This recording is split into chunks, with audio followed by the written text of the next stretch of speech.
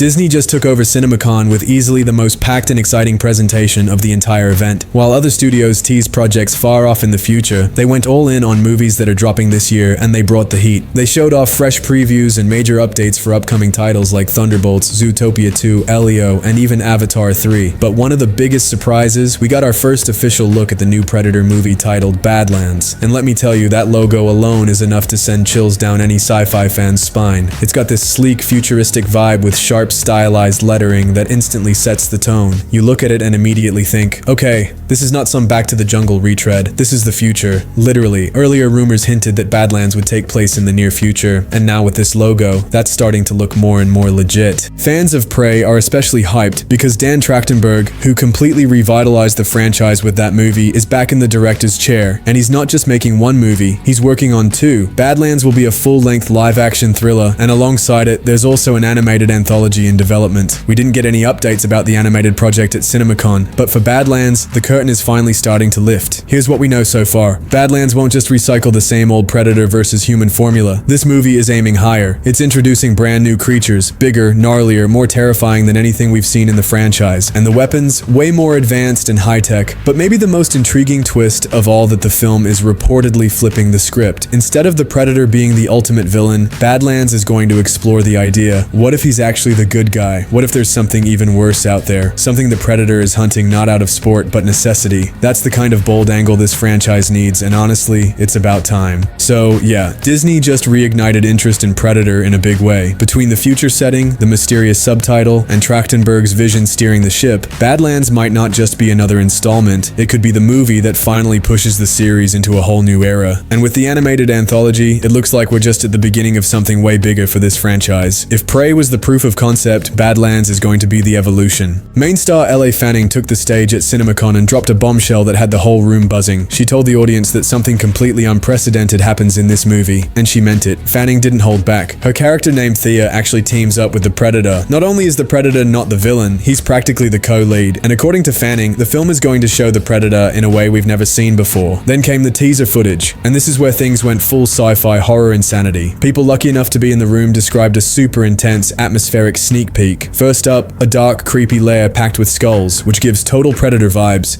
but then things got weird. We're not on Earth. The footage clearly takes place on some kind of alien planet. Everything looks unnatural. The skies, the terrain, the creatures, even the plants. Nothing feels familiar. Vast, barren landscapes stretch for miles. A spaceship cuts through the sky, then we see the Predator standing on top of a mountain, silently surveying this hostile new terrain. And then there's Elle Fanning's Thea, and she's not looking too human either. Her eyes are completely white, rolled back into her head in a way that's definitely not normal. It's not clear if she's possessed, connected to the planet, or something else entirely.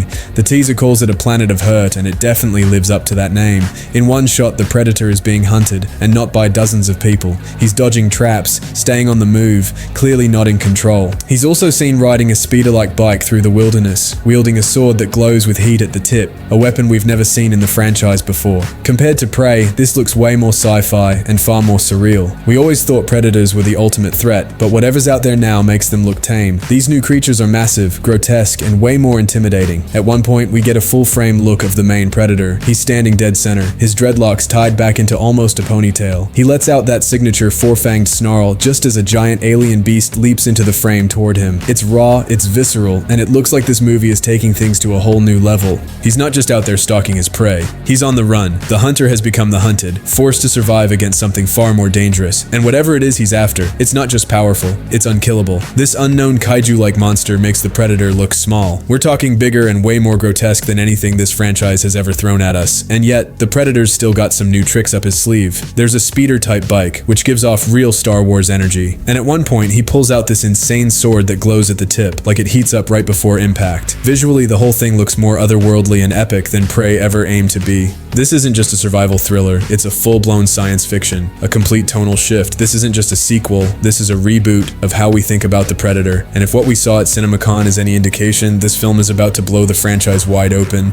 That lines up perfectly with what Dan Trachtenberg's been teasing all along. He said straight up that in Badlands, the Predator isn't just lurking in the shadows, he's front and center leading the charge. He's still a total badass, but there's also something surprisingly emotional about him this time. Trachtenberg admitted it was a challenge to create a character you can connect with emotionally, while still being absolutely terrified of him. But that's exactly the kind of creative challenge that excites him.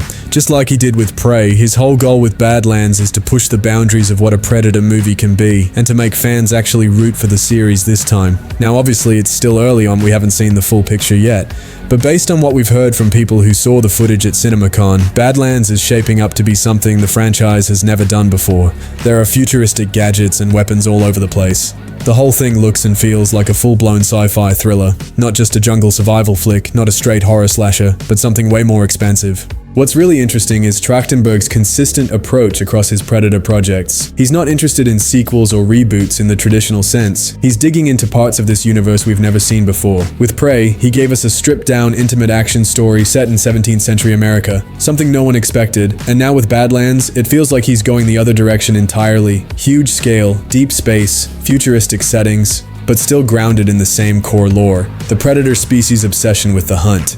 That theme has been a pillar of the franchise since the beginning, and from everything we've seen and heard so far, Badlands is using that as a launch pad to take us deeper into the Predator mythos than ever before. This time, it's not just about surviving the hunt, it's about understanding the culture behind it. And if this footage is anything to go by, we're finally getting a real taste of the Predator's world, the alien ecosystem, their technology, their enemies, and maybe even their values. Trachtenberg has already proven he knows how to reinvent this franchise. Prey was the shot in the arm the series desperately needed, and audiences responded. It became the most watched premiere in Hulu history. Now imagine what Badlands can do with a full theatrical release. If this hits the way it's expected to, it could easily become the highest grossing Predator movie ever. This is shaping up to be more than just another monster movie. This is a reintroduction to the Predator as a character. Even if that all pans out, one thing's for sure. Disney and Fox have massive plans for both the Predator and Alien franchises, and with the recent wave of successful releases, the odds of finally getting a proper Alien vs Predator crossover again are looking better than ever. There's honestly no better time to bring back the iconic clash between them. Even the directors involved are already teasing the idea. Fede Alvarez, who just delivered Alien Romulus, absolutely nailed it. He created a film that feels like it belongs right alongside the Ridley Scott classic, grounded in sci-fi horror, atmospheric as hell, but still fresh. Alvarez managed to blend the franchise's roots with his own vision, and early reactions have been overwhelmingly positive. He has hinted that he's not necessarily thinking about a direct sequel to Romulus. Instead, he's open to expanding the story through a crossover, so Alien vs Predator is definitely on the table. Now, when Prey came out, fans wondered how the hell a story set in the 1700s could ever connect to something like Alien Romulus. The timelines just didn't line up, but with Badlands, that all changes. It pushes the timeline far into the future, a setting that could very well sync up with what's happening in Romulus. Suddenly, a crossover doesn't feel so far-fetched anymore. It's actually starting to make sense. Of course, everything still hinges on how Badlands performs. If it strikes a chord with audiences the way Prey did, and this time it's not just a streaming drop, it's getting a full-blown theatrical release, we could be looking at the biggest Predator movie to date. And if it dominates the box office when it lands in theaters on November 7th, then the path to Alien vs Predator is wide open. Stay tuned.